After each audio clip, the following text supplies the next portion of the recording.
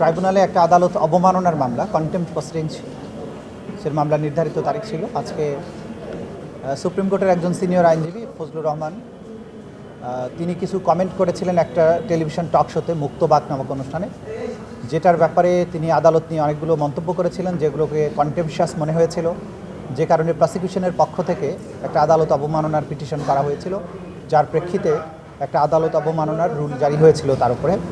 আজকে সশরীরে ওনাকে এই আদালতে হাজির হওয়ার জন্য নির্দেশ দেওয়া হয়েছিল এবং তিনি যে সব বক্তব্য রেখেছেন সেই ব্যাপারে ব্যাখ্যা তলব করা হয়েছিল।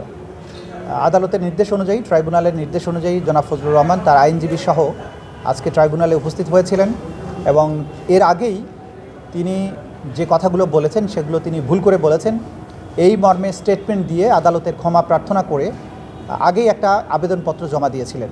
আজকে সেটি শুনানি হয়েছে।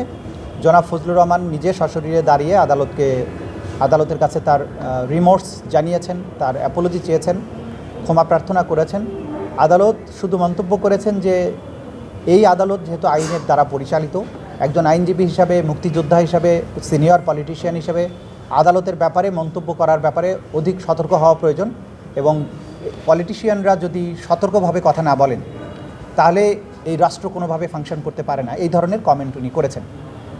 সর্বোপরি যেহেতু তিনি ক্ষমা প্রার্থনা করেছেন এবং তিনি বলেছেন যে কথাগুলো বলেছেন এগুলো তার বলা ঠিক হয়নি, সে কারণে আদালত তার ক্ষমা প্রার্থনার আবেদনটা মঞ্জুর করেছেন এবং কন্টেম্পটের দায় থেকে তাকে অব্যাহতি দিয়েছেন। এটা ছিল আজকের প্রসিডিং।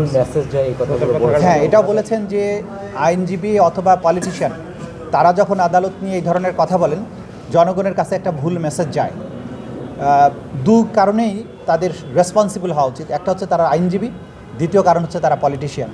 সুতরাং ভবিষ্যতে আদালতের ব্যাপারে বা এই ট্রাইব্যুনালের ব্যাপারে কোনো কমেন্ট করার জন্য ব্যাপারে যে কেউ যেন সাবধান থাকেন এবং যে কেউ যাতে এই ধরনের কথাবার্তা না বলেন, এটা সবার জন্য একটা বার্তা।